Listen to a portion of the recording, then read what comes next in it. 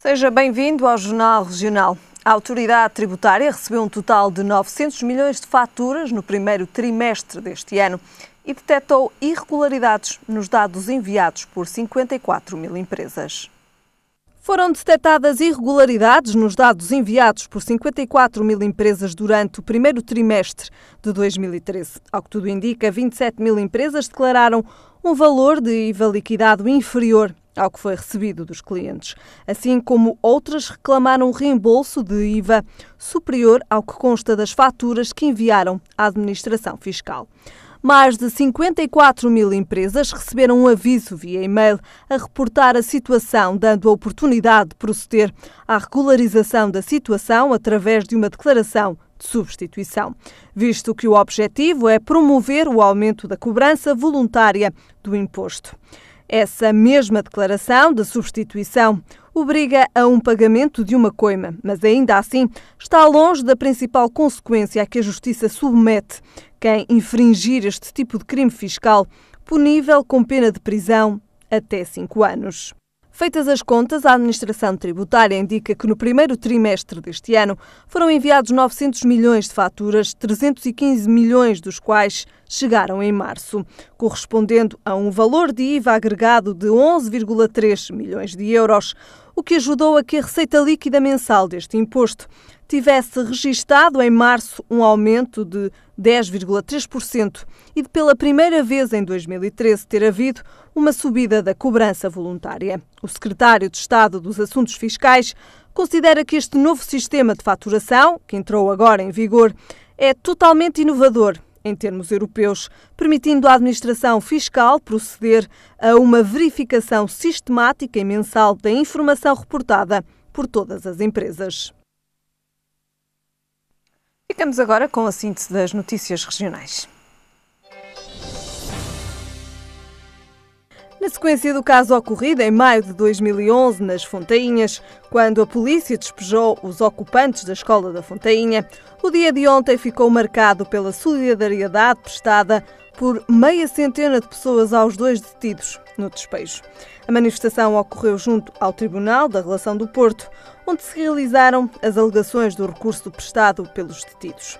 Um dos presentes na manifestação afirmou que se trataram de 2 prisões completamente aleatórias devido à quantidade de pessoas que estavam a protestar contra o despejo. Depois de o Governo querer deixar falir a Sociedade de Reabilitação Urbana, a Câmara do Porto incentivou ontem a população para que defenda a honra da cidade. Para isso, os cidadãos devem reencaminhar um e-mail sobre a desfavorecida situação da Porto Vivo, Ceru. No e-mail, intitulado "O Porto tem de defender a sua dignidade", a autarquia confirma que o Governo não quer pagar aquilo que há 2 anos deve à Ceru, querendo desistir da sociedade. Segundo o presidente da autarquia, Rui Rio, este assunto deve apelar ao interesse público. Os partidos da Assembleia Municipal do Porto devem dar o exemplo e unirem-se em torno de uma proposta de defesa da Porto Vivo e da cidade do Porto. Apesar da tendência de subida do desemprego há já alguns anos no distrito do Porto, nos últimos meses os indicadores de desemprego têm estabilizado na região. Segundo o delegado regional do Norte do Instituto de Emprego e Formação Profissional, a capacidade de aumento do desemprego verificada há já algum tempo pode ser invertida nos próximos meses, ainda que o número de inscritos nos centros de emprego seja muito elevado, atingindo uma taxa de desemprego de cerca de 18%. Em Felgueiras, o município tem a menor taxa de desemprego no distrito e uma das mais baixas do país. Um dos fatores responsáveis por este indicador mais baixo é o setor do calçado, que tem permitido criar muitos postos de trabalho. A segunda edição do Festival Positive Vibes decorre no dia 28 e 29 de junho, na Praia do Arinho, em Vila Nova de Gaia. Os últimos nomes a preencher o cartaz foram Aio, General Levy e Jimmy P. Seguro de vários estilos musicais, o primeiro dia conta com a atuação da cantora alemã Aio, do britânico General Levy, de Jimmy P e dos Expensive Soul. O dia 29, marcado pelo reggae, conta com as atuações de UB40, Richie Campbell, Million Stylus, Dengaz, Chapa Dukes, Shibata e Celebration Sound e ainda Pau Pau Movement. O bilhete diário é de 18 euros e o passe de 2 dias com acesso ao campismo é de 25 euros. O Positive Vibes disponibiliza ainda meio de transporte até à meia-noite e depois das 2 horas da manhã, com serviço a cada 20 minutos. No próximo sábado faz uma semana que Marlon Correia foi assassinado no recinto da Queima das Fitas do Porto. No clube de Arcozelo, onde jogava com a camisola 25, vivem-se dias de luto. Marlon Correia, de 24 anos, finalista de desporto na Universidade do Porto e jogador do Sporting Clube de Arcozelo, foi assassinado no passado sábado por 4 assaltantes no queimódromo do Porto. Direção e jogadores do Arcozelo relembram o atleta como um jovem cheio de garra. O Marlon era uma pessoa que digamos, que era diferente neste sentido. Tinha um carisma, uma raça, uma dedicação. Um sorridente, um rapaz que nunca desistia, e é isso que vai ficar na memória de todos os jovens aqui do clube. Mas sobretudo era um amigo sempre disponível para todos. Dias após a morte do jogador, o clube de Arcozelo ainda mantém viva a sua presença.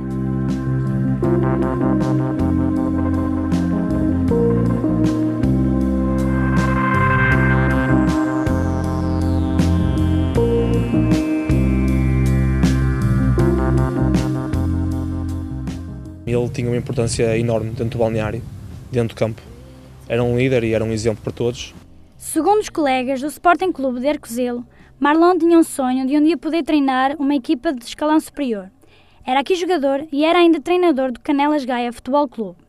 Uma vida dedicada ao desporto interrompida aos 24 anos. A sua camisola, número 25, não será usada por outro atleta no clube. Fontes de Carvalho foi o nome escolhido para mandatário da candidatura de Pedro da Vinha Costa, candidato do PSD à Câmara de Matosinhos. O local privilegiou a vista sobre o mar para divulgar o nome do mandatário da candidatura de Pedro da Vinha Costa à Câmara de Matosinhos. Fontes de Carvalho foi o eleito num convite que diz ter sido uma surpresa, mas que não hesitou em aceitar. Olha, de uma maneira muito inesperada. Eu conheço o Dr. Pedro Vinha há uns anos e numa conversa meramente circunstancial falamos da candidatura. Ele, numa primeira fase, convidou-me para fazer parte da Comissão de Honra e depois foi inesperado o convite, passado uns dias, para ser mandatário da candidatura, quando estava muito longe de mim esta responsabilidade. Eu acho que realmente Matosinhos não tem tido a sorte de ter como timoneiros pessoas que estão viradas para o futuro. E hoje nós temos que pensar que efetivamente a grande preocupação dos autarcas, dos políticos todos, mas particularmente dos autarcas, é precisamente a criação de condições para que nós tenhamos melhor futuro, sobretudo melhor futuro para os nossos jovens. Já para Pedro da Vinha Costa, o nome escolhido para mandatário identifica-se com os parâmetros pelos quais se rege a candidatura. O mandatário é, de alguma maneira, o representante da candidatura.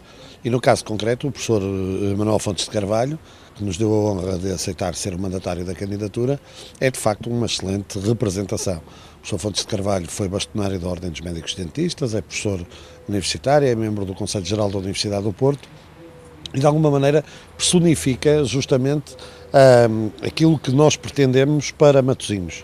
Isto é uma pessoa ligada à ciência, ligada à cultura, com fortíssimas ligações à Universidade do Porto, é uma pessoa com uma forte intervenção cívica e, portanto, isto é aquilo que nós queremos que Matosinhos seja. Uma candidatura focada no futuro, onde o candidato já apresentou as linhas mestres da sua candidatura, que passam por criar mais emprego através da atração de investimento, construção de um parque industrial estruturado e promoção de políticas fiscais competitivas, apostar na restauração e apostar no turismo, tirando proveito da ligação ao mar. O mar é a montra deste concelho. É uma riqueza fantástica que nós temos e que estamos a subaproveitar. Estamos a subaproveitar do ponto de vista turístico, estamos a subaproveitar do ponto de vista cultural, do ponto de vista desportivo. Temos que ter a praia a funcionar durante 12 meses do ano.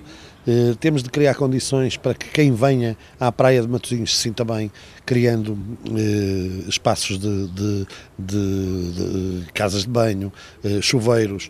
Temos de ser mais atrativos para os surfistas que vêm a Matosinhos e transformar Matosinhos de facto numa meca do surf e dos desportos aquáticos no norte do país. Temos de ser capazes de aproveitar aquilo que o mar também nos traz do ponto de vista económico. Portanto, temos no fundo que nos voltar de novo para o mar, mas voltar com seriedade. Com o lema para Matosinhos vencer, a estrutura está montada e mesmo assim o candidato do PST a Matosinhos lança um desafio aos restantes candidatos. Deixei um desafio, que é o desafio, mais do que o desafio, é um convite. É um convite para que façamos entre todos debates, para trocarmos ideias, para confrontarmos projetos, por forma a que os matosinhenses possam decidir em consciência nas próximas eleições autárquicas. Um convite em jeito de desafio, onde pretendem esgrimar propostas e preparar as autárquicas de 2013. O Majestic no Porto é um café emblemático e é considerado um dos mais belos exemplares de arte nova na cidade. Foi considerado na internet o 6º café mais bonito do mundo e nós fomos conhecê-lo. Charme e requinte são alguns dos adjetivos que caracterizam um dos cafés mais bonitos do mundo. O Histórias de Vida veio até aqui conhecer o rosto por trás da história do Majestic.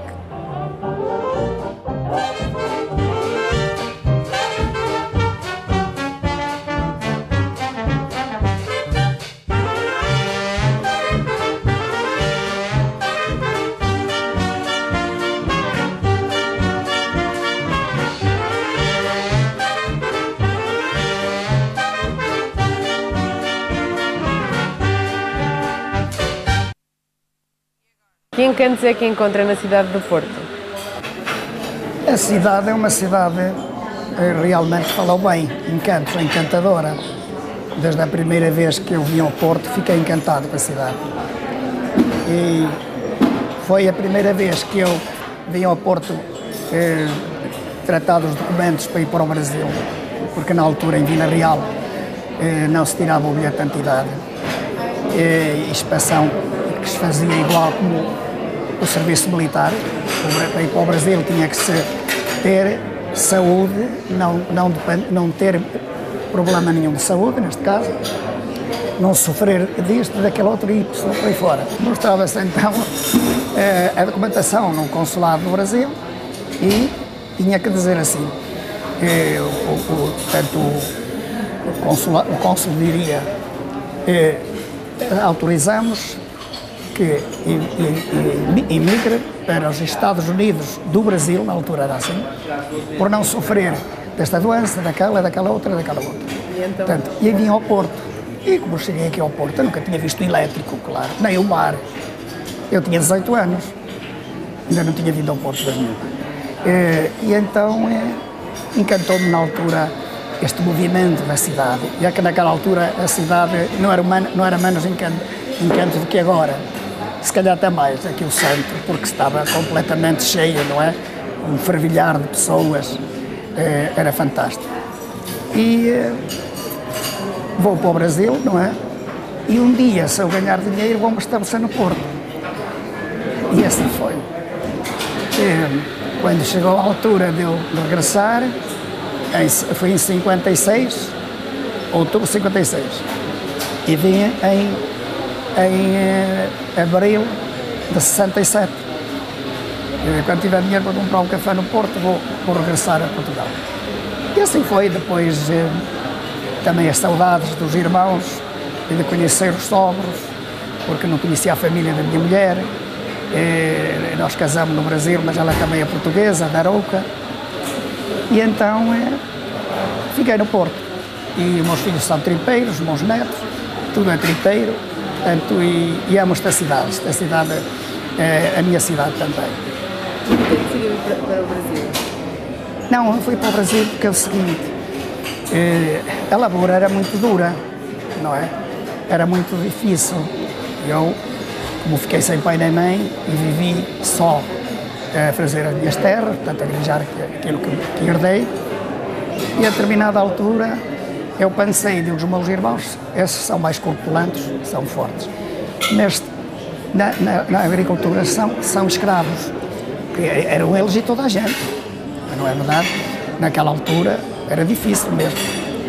E então o que é que acontece? Eu, como sou franzininho, não vou aguentar nisto, e então eu, como tinha, já desde que venho ao Porto, e me apaixonei pela cidade, também pelos cafés, e disse, bem, só mesmo sair daqui para fora, um dia poderei até, vou-me empregar num café, e depois um dia voltarei a Portugal. E assim foi. Primeiro ainda pedi um emprego em Vila Real, lá num café, que era o Café Clube. Era o café dos aldeiões, dos feirantes. Todos os feirantes que iam à cidade para fazer compras de mercearias, outras coisas mais que a aldeia não tem, e vender outros produtos que as pessoas tinham da agricultura que sobrava, não é? E então é tipo um câmbio, não é? Embora fosse já dinheiro. E então eu comecei por me apaixonar por cafés. Tinha lá um café que era o Café Clube, como acabei de dizer. Íamos lá tomar café e eu via que o café custava 9 cêntimos, mas toda a gente deixava um escudo. E eu pensei, não chove, não faz sol, não é quente, isto é porreiro, isto é muito bom. E eu adorava vê-los a trabalhar. E com aquelas fardas douradas, que é o que eu tenho hoje nestes 2 cafés, e perguntei lá se me arranjavam de graça para eu trabalhar lá, de graça. Porque eu arrendava as minhas terras e a gorjeta eu já resolvia melhor do que estar a apanhar chuva e calor. Não é? Mas não foi possível. Então, quando eu pensei em escrever à minha tia e que ela me mandasse a carta de chamada, porque naquela altura tudo isto mudou muito. Portanto, agora chegam aqui de balcapés, de paraquedas, traziam X euros para poder estar cá 3 meses e depois cá fico, e aí vice-versa, nos outros países também é mais ou menos assim. Naquela altura não, uma pessoa para ir para o Brasil tinha que ter alguém responsável, que tivesse a responsabilidade por qualquer coisa que nós fizéssemos, ou ficássemos doentes, ou roubássemos, fosse o que fosse. E então a minha tia mandou-me ir, e assim foi. Digo, vou para lá, a minha tia tinha um botequim, e eu disse, olha, tem um botequim, vai ser porreiro porque é o que eu gosto, botequim é café e tal. Mas pensava que o botequim, que era uma coisa fina, certo? Era uma coisa assim, fina, mais fina que o próprio café, quer dizer, não fazia ideia, botequim e tal. Mas não era nada disso, quer dizer, os botequins lá era um botequim, porque era propriamente dito, um balcão, 2 ou 3 mesas, e havia alguns cafés ou outros maiores, mas muito pouco. No Rio de Janeiro, já naquela altura, o espaço era muito valorizado, entende? E, portanto, fui trabalhar então num restaurante de primeira 5 estrelas. Passado 2 anos de estar lá, estabeleci-me, entende? Montei o negócio por minha conta própria. E assim foi. Lá casei, passado aqueles anos, 5 ou 6 anos de casamento, viemos para Portugal. E então venho para o Porto. E durante esse tempo todo que esteve lá, alguma vez desistiu do sonho de abrir um café em Portugal, no Porto? Eu abrir ou comprar, já a funcionar, e foi o que aconteceu. Não, o meu sonho era mesmo esse. Era mesmo esse. Por acaso, enquanto eu nunca tive férias, enquanto lá estive, nunca tive férias, nem folgas. Eu trabalhei um ano inteirinho, 16 horas por dia, sem folga. 16 horas, das 7 à meia-noite, sem folga, nesse restaurante. Mas o que eu quero dizer, então,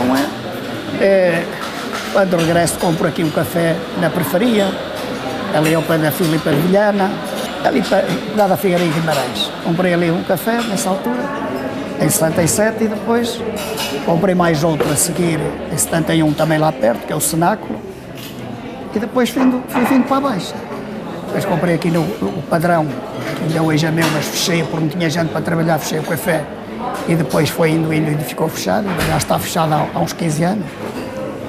E depois fui adquirindo estes outros.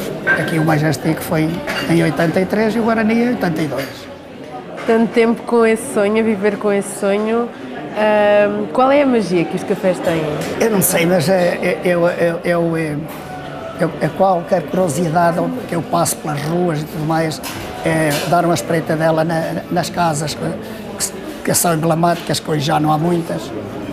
E estava sempre na ideia de cafés que tiveram sucesso e que eu ainda os conheci e que hoje não existe, enriqueceu a cidade mais, como era o Rialto, como era aqui o próprio, aqui o Paládio, onde estava a FNAC, o Rivoli, ali ao lado do Rivoli, o Central na Avenida dos Aliados, o Sport também na Avenida dos Aliados, muito próximo ali do BPI, do BPI do Montepio. Quer dizer, e é fascinante. Os cafés apaixonei-me de Vila Real. Dos vários estabelecimentos que tem, qual foi aquele que gostou mais de comprar? Cada um no seu tempo. O primeiro, porque era o primeiro, não era mais modesto, mas era o primeiro. Mas naquela altura, esse café que eu comprei era realmente o melhor café da cidade, da alta da cidade. Porque tinha bom estacionamento, tínhamos uma clientela muito fina, muito boa. Tínhamos médicos do Hospital de São João, estudantes de medicina, aqui também não vou desprezar os jogadores, porque os jogadores de futebol também paravam lá, naquela altura, quase todos, porque as antas não existiam, isto propriamente dito a Praça Velasquez. E depois, claro que não foi o mesmo impacto que compro o terceiro café, que é o Café do Padrão, como eu disse que está fechado. Esse já deu tanto prazer maior, por já ser mais na baixa. Fiz umas obras lá também de restauro, estava tudo muito mal, e restaurei e foi muito bom. Depois, a seguir, compro o Imperador no Marquês, já não tenho, vendi. Compro o Imperador no Marquês em 81, e depois em 82 compro o Guarani, em 83 compro aqui. Na década de 80 comprei o estabelecimento por ano. E o Majestic teve que ter obras de restauro? Mas muito obras de restauro profundo. Para devolver a traça do café tivemos 2 anos fechado. E como é de utilidade pública e cultural, não era fácil fazer este restauro, tinha que ser demorado. E então fizemos uma memória descritiva de tudo o que queríamos fazer, porque teria que obedecer a determinados índices, não é? Porque não podia mexer nas fachadas, nem interessava. O Majestic só interessava era devolver a traça, não é nada. As vozes das gentes reunidas nos cafés diluem-se na azáfama de dias cheios. Em Santa Catarina ou nos Aliados é impossível ficar indiferente aos cafés Majestic e Guarani. Têm mais de 80 anos e mostram de perto o Portugal dos anos 20. Uma viagem pelo tempo e um ponto de paragem obrigatória para quem passa pela cidade invicta. A sorte acompanha os audazes e é este o lema que sempre acompanhou Agostinho Barrias.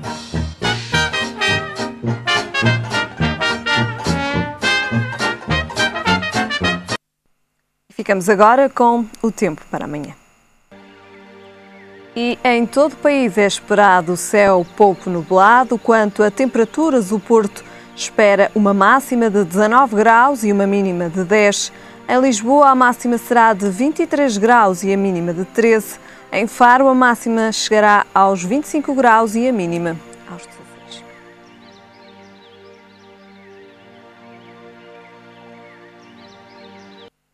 É tudo por hoje, já sabem, a informação está de regresso amanhã.